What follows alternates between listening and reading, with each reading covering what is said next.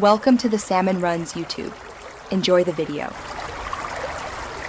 In this video, I will show how to make gelato by hand updated. Start by chilling your bowl and measuring ingredients precisely, then make a smooth custard with milk, a little cream, sugar, and egg yolks. Gently heat and stir until it coats a spoon, cool quickly in an ice bath, then rest in the fridge.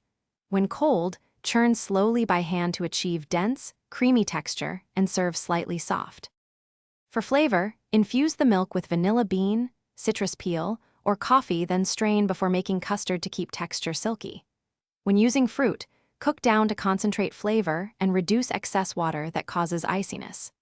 Add intense ingredients like chocolate or nut pastes into warm custard so they melt evenly. Fold in delicate mix-ins after churning to preserve structure and keep your gelato dense and scoopable at serving temperature. If you're enjoying this tutorial, please subscribe and hit like to help the channel grow and get more recipes. Quick recommendation: these leak-proof meal prep containers are great for storing gelato. They seal tight and stack in the freezer without spills, which makes portioning simple. I love the convenience for leftovers and gifting small tubs to friends.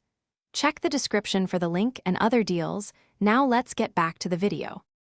Hand churning is about patience. Paddle slowly and consistently to create small crystals and rich mouthfeel, aiming for 20 to 30 minutes depending on temperature.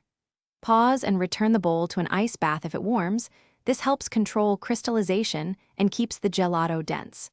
When finished, transfer to a shallow, airtight container and press plastic wrap onto the surface to prevent freezer burn. Let the gelato rest briefly before serving for best texture. Thanks for watching. Consider subscribing if we helped you.